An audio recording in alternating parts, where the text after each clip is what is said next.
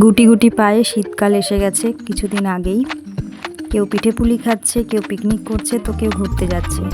আমাদের গোপালকে দেখো, আমাদের গোপাল হ্যাট পরে বসে আছে। ছোটোবেলায় পরতাম হ্যাট আর ক্যাপ, দুটো আলাদা। গোপাল যেটা পরেছে সেটা হচ্ছে kind of hat, not cap.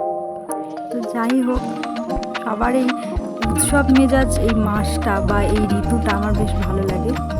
যে যতই বলুক যে আমার শীতকাল পছন্দ না, এটা কেউ বলতে পারবে না যে শীতকালে সে আনন্দ করে না অন্যভাবে, অন্য ঋতুগুলোর থেকে আলাদাভাবে। দেখো, এরাও আনন্দে মেতে উঠেছে। এরা একটা একটা করে তো ডিম বাড়িয়েই যাচ্ছে। প্রথমে এরা টোটাল 7টা না 6টা ডিম দিয়েছিল, একটা ভেঙে গেছে কোনো কারণে এখান থেকে ওখানে নিয়ে যেতে গিয়ে। তারপরেও এখন টোটাল 10টা ডিম আছে। মানে ভাবতে পারছো কতগুলো ছানাপোনার দাদু ঠাকুমা হয়ে যাব আমরা সবাই। যাই হোক, শীতকাল মানে বাঁধাকপি, যদিও এখন বাঁধাকপি সব ঋতুতেই পাওয়া যায়।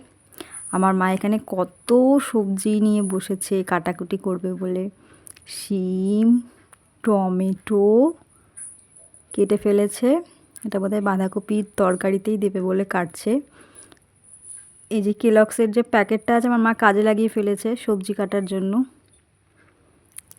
এটা কি শাক জানি না, যে কোনো শাক কোচানোর পরে আমার একই রকম মনে হয়। ইভেন মাছও, সব মাছ আমার একই রকম দেখতে লাগে, জানি না কেন। কিছু কিছু মাছ ছাড়া, যেমন চিংড়ি, ইলিশ, এগুলো আমি চিনতে পারি।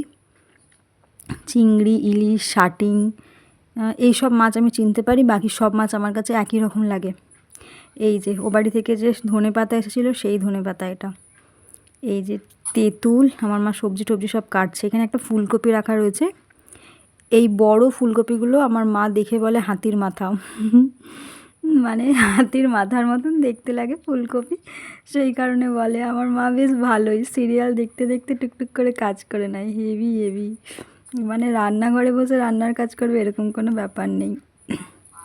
এখানে দেখো আমি খাচ্ছি ভোগের খিচুড়ি। ভোগের খিচুড়িতে আমরা যেমন ঘরে করি গোবিন্দভোগ চাল বা অন্য অনেক কিছু দিয়ে যাতে সুন্দর লাগে, সেরকম কিছু হয় না। তাও ভোগের খিচুড়ির যেন একটা আলাদাই টেস্ট আছে, যেটা আমার মনে হয়। জানি না।